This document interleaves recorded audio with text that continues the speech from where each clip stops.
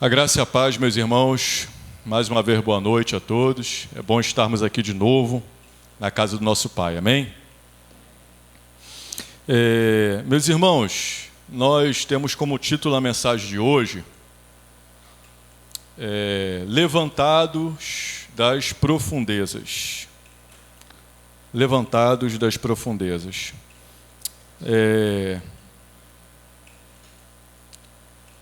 Eu e Michela, a nossa família esteve numa cidade em Minas chamada Andrelândia, ajudando uma igreja lá durante um tempo. Nessa cidade, ficamos ali na casa de uma família, né, muito hospitaleira, muito amorosa, irmão Lidier e irmã Mislene, né? Irmão Lidier e irmã Mislene. E eles contaram que lá na cidade existe um parque arqueológico, é como se fosse um museu a céu aberto, com algumas pinturas rupestres, pinturas de índios que habitaram lá há muitos anos atrás, de repente até antes do descobrimento do Brasil. E a mais nova aquisição daquele sítio arqueológico, daquele parque arqueológico até aberto à visitação, era uma canoa de 9 metros de comprimento, feita de um tronco de árvore. E aquela canoa foi descoberta por um garoto de 11 anos que nadava no rio. O rio estava numa época de seca, baixou 2 metros, e eles acharam aquela canoa. Eu vou ter que usar o computador porque o Kindle falhou. Não está indo de jeito nenhum. Isso, princesa, me dá aqui. E deu um trabalho para tirar aquela canoa. Deu um trabalho para tirar aquela canoa ali daquele rio chamado Rio Grande. Deixa eu pegar aqui a minha cola. Parece que foram 7 pessoas, levaram 9 dias, deixa eu confirmar aqui. Isso, no início desse mês, isso há 5 anos atrás, um garoto de apenas 11 anos, a nadar no Rio Grande com seu pai, encontrou uma canoa de cerca de 9 metros nos fundos do rio. Segundo informações do Núcleo de Pesquisas Arqueológicas do Alto do Rio Grande, Proteção Arqueológica Ambiental, e o rio estava 2 metros abaixo do normal. E 7 pessoas levaram 4 dias para retirar a canoa, que foi levada para o Parque Arqueológico da Serra de Santo Antônio. Eu ainda não tive a oportunidade de visitar esse parque, lá, nessa cidade de Andrelândia, mas eu lembrei dessa notícia enquanto preparava a mensagem dessa noite, porque muitas coisas estão perdidas no fundo da água, né? Existem até filmes que são feitos de piratas que querem encontrar tesouros no fundo do mar, encontram aquelas moedas, navios afundados, né? Então, existe esses tesouros. E o interessante, eu não sei se pelo lugar que estava no rio, o que eles ficaram mais impressionados era como aquela canoa estava conservada, né? Parece que era de uma árvore chamada araucária e um tronco de árvore bem grande, e parece que foram os índios Tupi-Guarani que velejavam naquela canoa, né? E ficaram muito felizes. Eles mandaram amostras da canoa para um laboratório nos Estados Unidos e descobriram que a canoa tinha aproximadamente 400 anos. Ou seja, ela foi achada em 2015, né? Então ela era mais ou menos de 1615. E aquela área parece que ainda não tinha sido nem desbravada pelos bandeirantes ainda, ela não tinha tido presença dos imigrantes europeus, ela só tinha tido presença dos nativos naquela época. O que isso tem a ver com o texto de hoje? Vamos lá, irmãos. 2 Reis, capítulo 6. Livro de 2 Reis, capítulo 6. É uma história conhecida. Acho que nós vamos tentar refletir nela com um pouco mais de profundidade.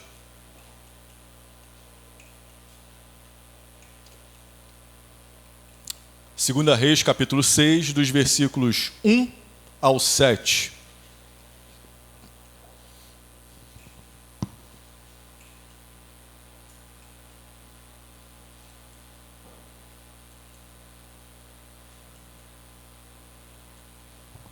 Segunda Reis, capítulo 6, dos versículos 1 ao 7.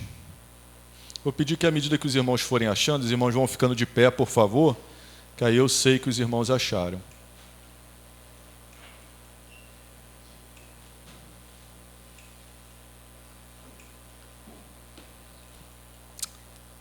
Amém, achamos. Os filhos dos profetas disseram a Eliseu: eis que o lugar em que habitamos diante da tua face é estreito demais para nós. Vamos, pois, até o Jordão, tomemos de lá cada um de nós uma viga e ali edifiquemos para nós um lugar em que habitemos. Respondeu ele: ide. Disse-lhe um deles: digna-te ir com os teus servos. Ele respondeu: eu irei.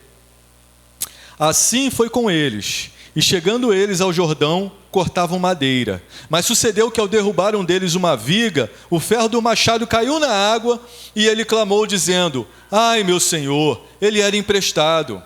Perguntou o homem de Deus: onde caiu? E ele lhe mostrou o lugar. Então Eliseu cortou um pau, o lançou ali e fez flutuar o ferro, e disse: tira-o. E ele estendeu a mão e o tomou. Amém? Pai amado, abençoa a tua palavra. Ó Deus, que eu possa diminuir e o Senhor crescer, ó Deus. Que eu possa estar escondido atrás da tua cruz e que o teu Santo Espírito possa ter liberdade total para ministrar às nossas mentes, aos nossos corações, ó Pai. No nome de Jesus, amém. Podem se assentar, meus irmãos.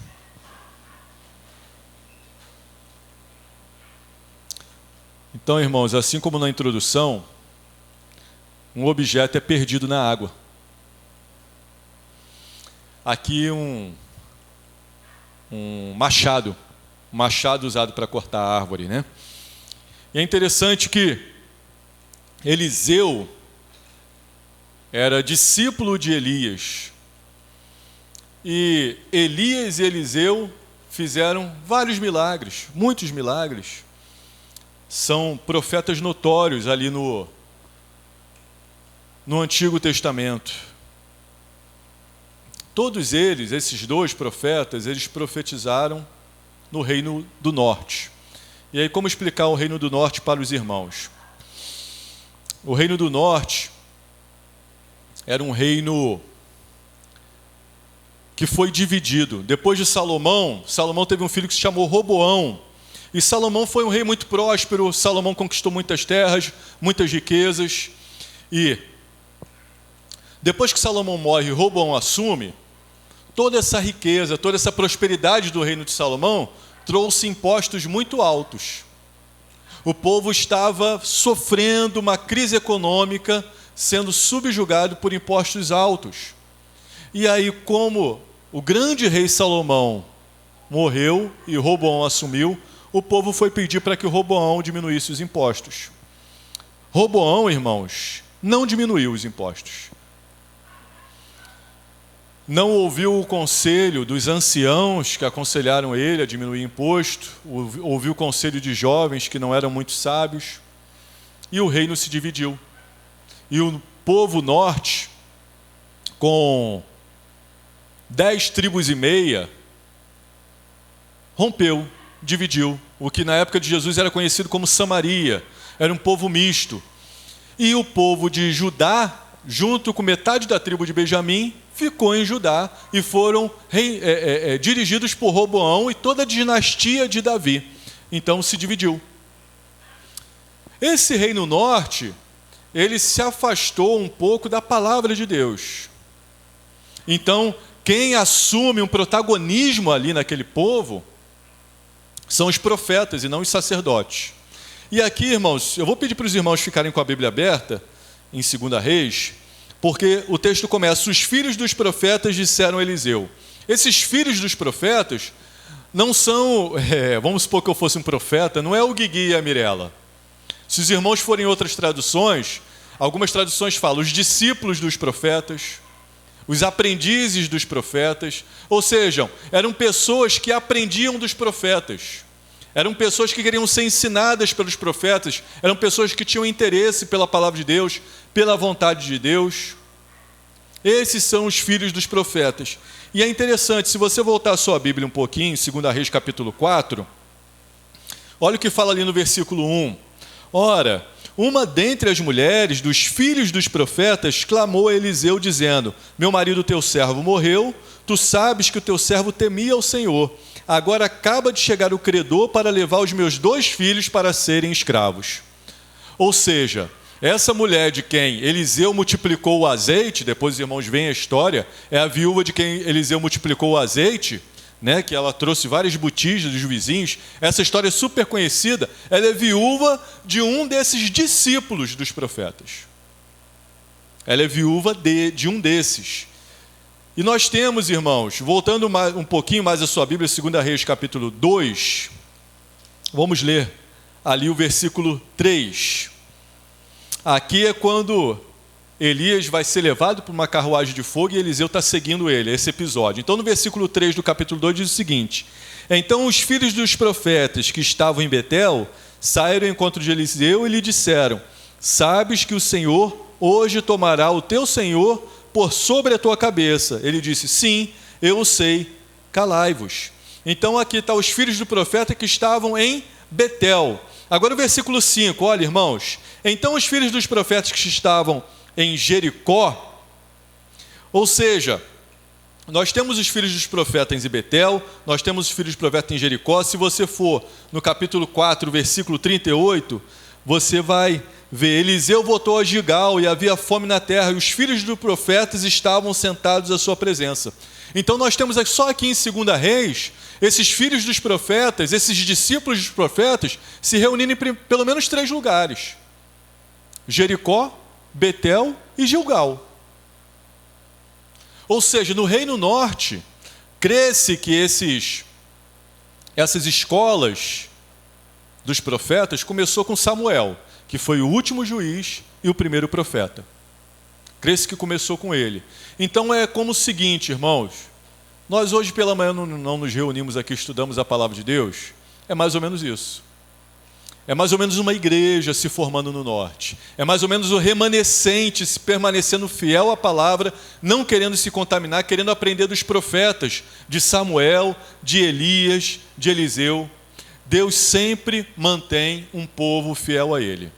Por mais que a terra esteja contaminada, por mais que os costumes estejam esquisitos, por mais que as coisas estejam difíceis, Deus sempre mantém um remanescente. Então, esse reino dividido, esse povo do norte, é um povo que faz aliança com vários outros povos. Nós vemos ali, irmãos, a história de Acabe e Jezabel nesse reino norte.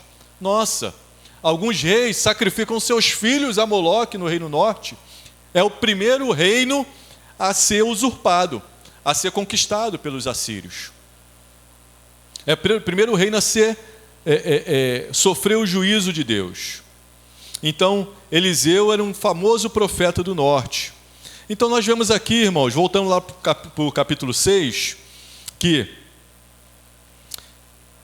os filhos dos profetas, os discípulos dos profetas, podemos também dizer, eu não vou adiantar, mas podemos dizer que eles são discípulos de Deus, porque os profetas representavam a Deus. Então esses discípulos, ele fala assim: olha, está pequeno, o lugar aqui está pequeno. Veio uma pandemia, a gente tem que manter o distanciamento, e não cabem mais de 27 pessoas aqui nesse lugar, com distanciamento. Então está pequeno esse lugar. A gente tem que expandir. A gente tem que expandir. E é engraçado, irmãos, que embora os profetas de hoje em dia falem muito, eu vou falar aqui pelo menos uns 40 minutos, Eliseu deu uma grande palavra de incentivo: vão, ide. Os irmãos vão ver como Eliseu é econômico na palavra: ide, vão. Aí um dos filhos do profeta, um dos discípulos, fala assim: Senhor, digna-te aí conosco, vem conosco. E aí Eliseu dá outra grande palavra: irei. Irei. Eliseu está com poucas palavras aqui, irmãos, mas com grande testemunho. Um grande testemunho. Muitas vezes Deus nos responde de maneira simples. Às vezes a gente quer respostas rebuscadas, a gente quer coisas complexas, a gente complica. Mas muitas vezes é simples. E Eliseu, ele reflete essa simplicidade, né? É interessante, irmãos, que havia uma real necessidade. A escola precisava ser ampliada, ela estava crescendo, já não cabiam as pessoas que estavam lá. Mas mesmo com essa real necessidade, eles perguntam a Eliseu. Eliseu fala, vão, não é justo, vão. Mas aí, além deles quererem aumentar aquela igreja, além deles quererem aumentar aquele local em que a igreja se reunia, em que os discípulos se reuniam, eles não abrem mão da presença de Deus. Era uma tarefa simples, era cortar madeira. Não era como é que eu poderia dizer? Não era a interpretação do livro da lei. Não era uma caminhada de oração. Não era uma semana de jejum. Não era nada que aos nossos olhos pareça ser espiritual. Mas o que esse povo aqui nos ensina, esses discípulos aqui nos ensina, que Deus, Ele quer estar presente até nas tarefas simples. Deus, Ele quer estar presente em tudo que nós formos fazer, ainda que seja cortar madeira. Eles poderiam ter ido, o profeta já tinha falado, vão. Mas os profetas pedem, vem conosco, vem. É um convite. O profeta, ele simboliza, irmãos, aqui, a presença de Deus. E a atitude foi muito sábia de pedir a companhia de Deus. Assim eles receberam não só a aprovação, mas também a companhia constante de Deus. O profeta Eliseu representava Deus ali naquele lugar, representava Deus ali naquela floresta. Eles foram ali perto do Rio Jordão. Eles foram perto do Rio Jordão. As árvores estavam crescendo ali perto do Rio Jordão. É interessante, né? O mesmo rio ali da época de Jesus. Mas, irmãos, enquanto eles estão cortando, né? E isso é muito comum, né? Quando a gente está com uma marreta, a gente vê que às vezes o cabo está ficando frouxo, né? E a gente dá uma marretada e sai aquela parte de ferro da marreta. E eles deviam estar ali cortando aquela árvore com muita força, né?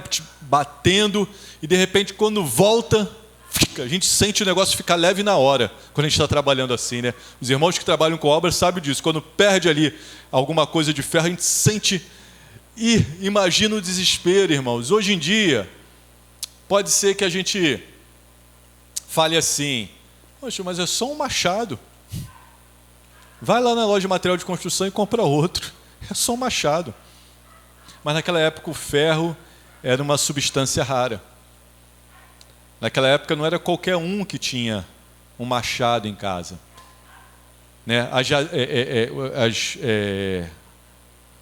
Ou seja, os lugares onde se extrai o minério do ferro, não tínhamos a facilidade que nós temos hoje.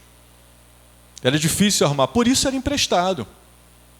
Ou seja, aquela escola ia ampliar, ia construir, ela ia ficar maior, mas mesmo assim, o ferro era algo tão raro que era emprestado. Então dá para imaginar.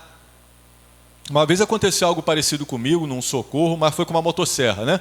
A árvore, ela, tombou na motosserra, a motosserra deu um pulo, eu falei, meu Deus do céu. Né? Achei que tinha quebrado, mas não quebrou. Mas era algo, de repente, até mais valioso do que uma motosserra hoje. Porque não era só uma questão de dinheiro, era uma questão de encontrar um lugar que tivesse. Então, na hora, aquele servo fala assim, ai meu Senhor, era emprestado. Irmãos, imprevistos acontecem. Às vezes a gente pensa assim, poxa, eles falaram com o homem de Deus, eles pediram a presença de Deus, eles estavam fazendo a coisa correta, como é que acontece isso? Como é que acontece uma coisa errada assim? Coitado desse servo. Olha o desespero dele, né? Então, irmãos, nós vemos que... Obrigado, filhão.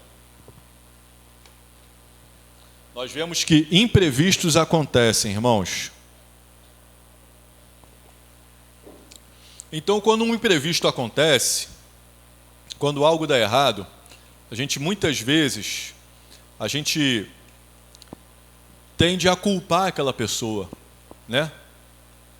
Rapaz, como é que você faz isso? Você não viu que o cabo estava soltando? Você não viu isso? Você não viu que de repente era para você ter cortado numa direção que, se o machado voasse, ele não ia em direção ao rio?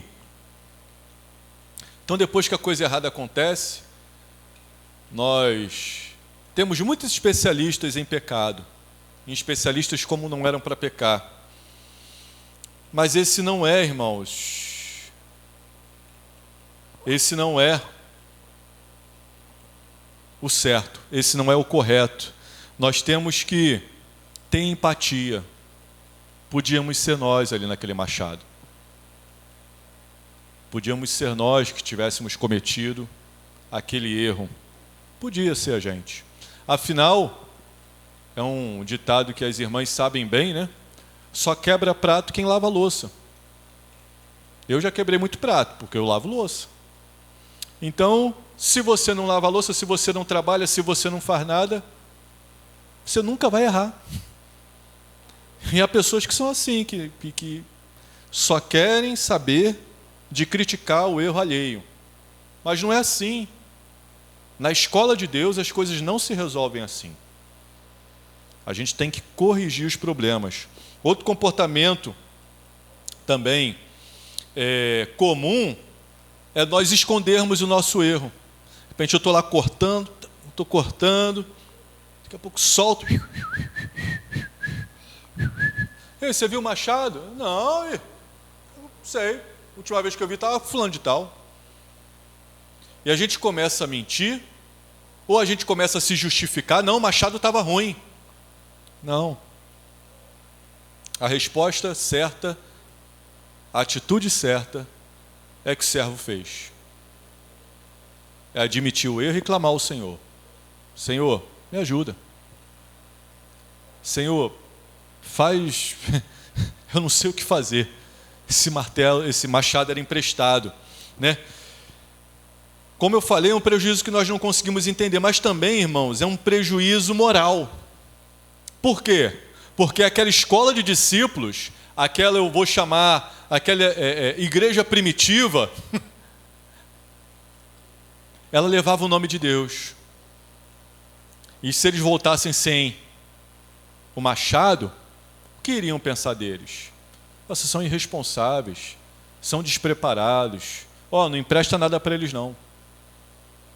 Que eles são desleixados. Então também era uma vergonha, além do prejuízo financeiro, era uma vergonha ter perdido aquele machado. E eu queria, irmãos, o clamor desse filho de profeta, que foi ali cortar aquela árvore com boa intenção para aumentar essa escola de profetas, para aumentar esse local, né? Ele fala, era emprestado. Mas ele nos dá uma lição também, meus irmãos. Tudo que nós temos é emprestado. O Salmo, deixa eu ver aqui, conferir se é o Salmo 24:1, que eu fiquei na dúvida agora se é o 27 ou o 24. A gente tira aqui a dúvida na hora. O Salmo 24:1 fala: do Senhor é a terra e a sua plenitude, o mundo e aqueles que nele habitam. A sua vida não é sua. Deus te deu uma vida. E um dia você vai ter que prestar conta para Ele da vida que Ele te deu. O cristão, ele reconhece isso. Não sou meu, por Cristo salvo, né? A gente canta no hino do cantor cristão. Não sou meu, ó, não sou meu Jesus sou todo teu. A nossa vida é emprestada, irmãos. O nosso ser é emprestado. Um dia teremos que prestar conta do que fizemos. Então não podemos viver a nossa vida desleixadamente. Muitas pessoas falam mal de igrejas que crescem, né? Então uma igreja que cresceu nas 2 últimas décadas foi um ministério chamado Apacentar de Nova Iguaçu, de um pastor chamado Marcos Gregório.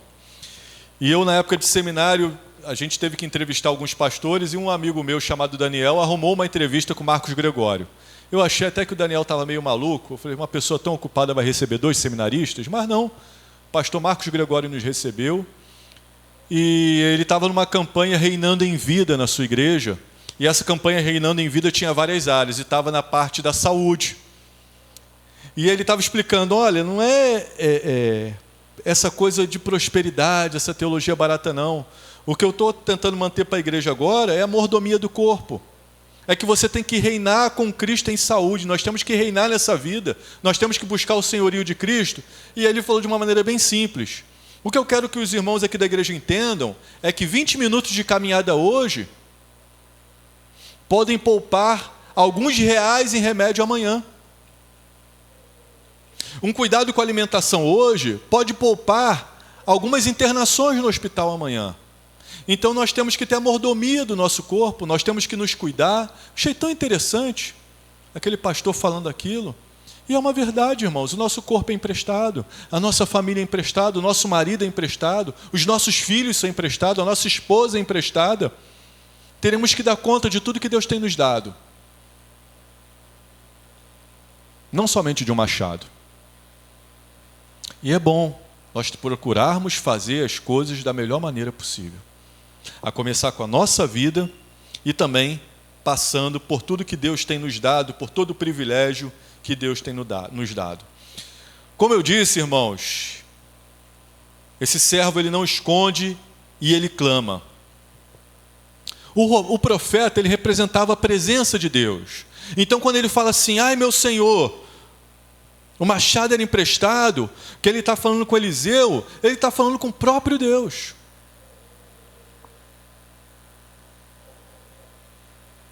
Eliseu tinha uma conexão direta com Deus. Ele está falando com o próprio Deus. Irmãos, nós não sabemos como Deus resolve os problemas. Mas Ele resolve problemas. Nós não sabemos como Deus opera milagres. Mas Ele opera milagres. Nosso papel não é querer ensinar a Deus o que fazer. É clamar. É pedir.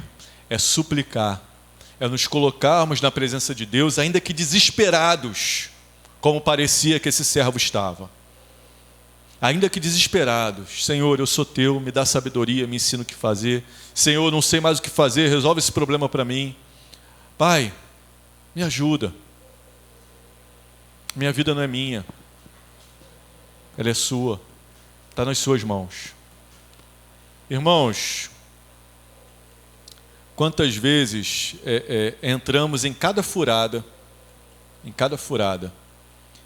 e há o testemunho de uma pessoa que estava um pouco enrolada na sua vida, e ela fala com o pastor o seguinte, eu já fiz de tudo, pastor, agora só me resta orar.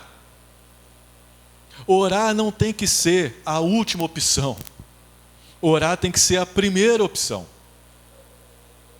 E de repente, se aquela mulher tivesse orado antes, e a gente vê aqui a caminhada desses discípulos de profetas, desses filhos de profeta, podemos ir, podemos aumentar, podemos ir lá cortar, vai, vem conosco, eu vou.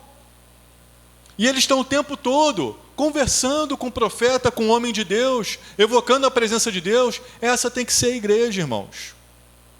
Temos que orar no início, no meio e depois de todas as coisas. E agradecendo e estando em conexão com Deus, e sabemos que quando nós passarmos por momentos difíceis, nós iremos clamar e seremos atendidos, porque a presença de Deus está manifesta ali. Sabemos que a presença de Deus está em todo lugar, mas nem em todo lugar a presença de Deus se manifesta, porque o homem não dá liberdade, porque o homem não clama, porque o homem não quer saber de Deus. Um milagre. O machado flutua. Mas é interessante, né, irmãos? Assim, como Deus faz as coisas. Aquele profeta pergunta, onde é que caiu o machado? Eu, como um combatente de salvamento, onde é que caiu o machado? Vou mergulhar lá. Mas a água devia ser turva. Não tinha como precisar o local exato que o machado tinha caído. E, assim, hoje em dia a gente sabe mergulhar, né, irmãos? Eu não sei se naquela época aquelas pessoas sabiam nem nadar, quanto mais mergulhar. Profeta, onde é que caiu? Ali. Aí ele joga uma madeira, um pedaço de pau, a Bíblia fala um pedaço de pau. Aí o machado flutua, o ferro flutua. Algumas versões falam que o ferro nada. Que milagre, irmãos. Que coisa incrível. Isso é incrível demais. Né? O machado flutuou. Eu fiquei pensando, né? E tentei fazer uma analogia aqui levando para Jesus Cristo, né? Olha o que eu botei. A água é o mundo. A água é o mundo. O machado é o homem. O machado somos nós. O profeta, como eu falei, é Deus. O profeta representa Deus. E a madeira é a intervenção de Deus. Deus, ele joga madeira. Nós podemos dizer que a madeira é até Jesus Cristo. Que ela vem até o mundo e faz o homem flutuar. E faz o homem sair das profundezas. Jesus já veio, meu irmão. A intervenção de Deus já veio. Você quer subir? Você quer flutuar? Você quer vencer as adversidades? Um dia iremos afundar, essa é a lei natural, todos nós iremos morrer. Assim como o ferro afunda na água, nós nascemos com a morte vista. Mas esse não é o desejo de Deus, meus irmãos. Deus, ele sempre quer nos salvar. Como nós podemos ter a presença constante de Deus hoje, assim como aqueles filhos dos profetas tinham a presença constante de Deus? Quando nós recebemos o Espírito Santo. Hoje, muitos de nós aqui já temos essa presença constante de Deus. Efésios capítulo 1, versículo 13, fala que quando nós ouvimos o Evangelho da nossa salvação e cremos no Senhor Jesus, nós recebemos o Espírito de Deus. Somos selados com o Espírito de Deus. E esse Espírito de Deus, ele nunca mais sai de nós. Somos selados. É como se fosse é a marca de um gado. O termo bíblico é a marca de um gado. Hoje em dia seria uma tatuagem, né? Uma tatuagem profunda, uma marca na nossa alma, uma marca na nossa vida. É a presença do Espírito Santo quando você entrega a sua vida a Jesus. É desse jeito que você tem uma companhia constante de Deus. O apóstolo Paulo fala que às vezes nós podemos extinguir o Espírito Santo. O apóstolo Paulo fala no final da carta de Tessalonicenses: não extingais o Espírito Santo. Não apague a atuação do Espírito Santo. Não bloqueie o Espírito Santo. Ou seja, temos que ter essa constante comunhão, assim como esses filhos do profeta, esses discípulos de Deus. Esses discípulos, eles queriam ter uma conexão direta com os profetas. Nós vemos aqui que uma perde o marido, ela vai até o profeta: olha, o senhor sabe que meu marido era um servo de Deus, e agora eu vou perder os meus filhos, porque estão vindo os credores. Ela clama ao profeta, ela clama a Deus, porque eles estavam constantemente na presença de Deus. Indo para o final, meus irmãos,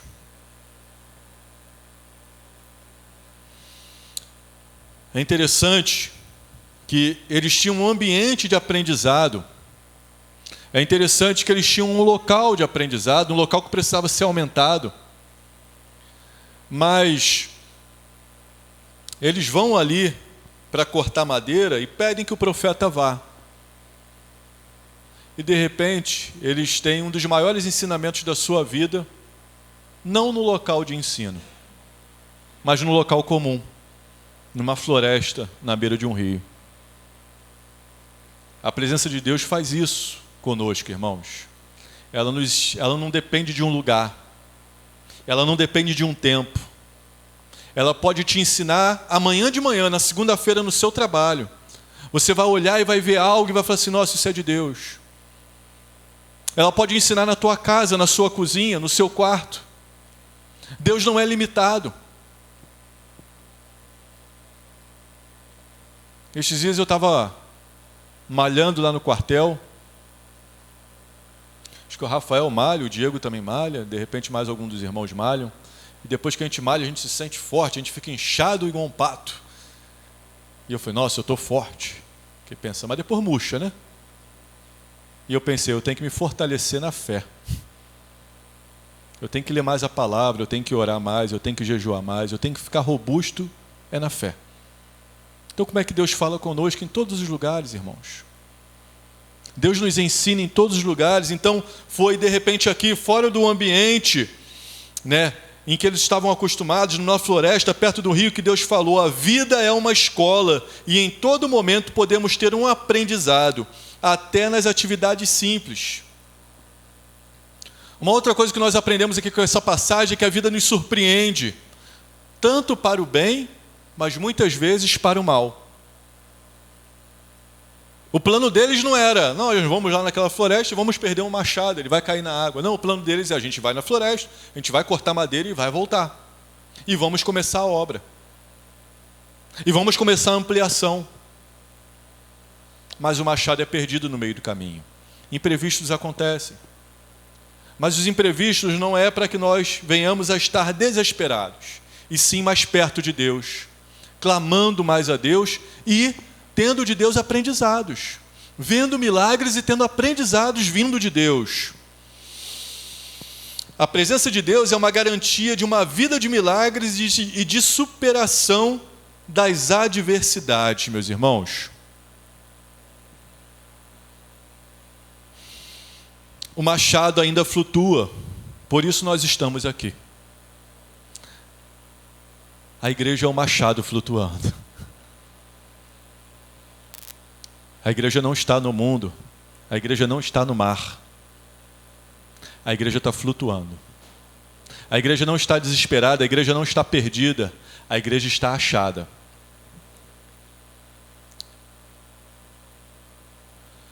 Mas um aprendizado último, irmãos, nessa passagem é o seguinte: o machado se perde, o homem clama, o profeta pede a localização, o profeta joga um pau, o machado flutua, e o profeta fala para o servo, pegue-o. Pega o machado. O profeta não vai lá pegar o machado. Isso nos mostra o seguinte, irmãos, tem coisas que Deus faz, mas tem coisas que é para nós fazermos. Às vezes Deus nos mostra ali e fala, vai, pega, faz a tua parte. O que você não conseguir, eu vou fazer o machado flutuar. Mas pegar o machado você pode, vai lá e pega o machado. A responsabilidade é tua. Deus, ele não é um Deus assistencialista. Ele não quer que você fique dependendo dele o tempo todo. Ele não quer que você fique cometendo os mesmos erros o tempo todo. Ele não quer te dar a comidinha na boca o tempo todo. Tem hora que você pode comer sozinho, tem hora que você pode levantar, ir lá, arrumar teu prato de comida e comer sozinho. Tem coisas que nós podemos fazer, irmãos. E nós podemos estender a nossa mão e pegar o machado que já está flutuando. O mais difícil Deus já fez. Então nós às vezes nos preocupamos com o impossível é com Deus. A cura de uma doença é com Deus. Abrir uma porta onde não existe porta é com Deus. Mas quando a porta é aberta, passar pela porta é a nossa função. É a nossa função. O machado ainda flutua e por isso nós estamos aqui. Nós emergimos da morte para a vida. Assim como esse machado ele saiu das profundezas e veio à tona, nós saímos das profundezas da morte e agora nós temos vida em Cristo Jesus. Ou seja, esse machado ele também pode, além de representar as nossas vidas, representar os nossos sonhos, representar os nossos projetos, a conversão de um ente querido que nós tanto oramos, a cura de alguma doença, mas o Senhor nos reergue das profundezas das nossas vidas, nossos sonhos, nossos projetos. Ele realiza milagre, nos fazendo flutuar em meio às adversidades e nos faz subir a um lugar seguro. É o que Paulo fala aos Colossenses no capítulo 3.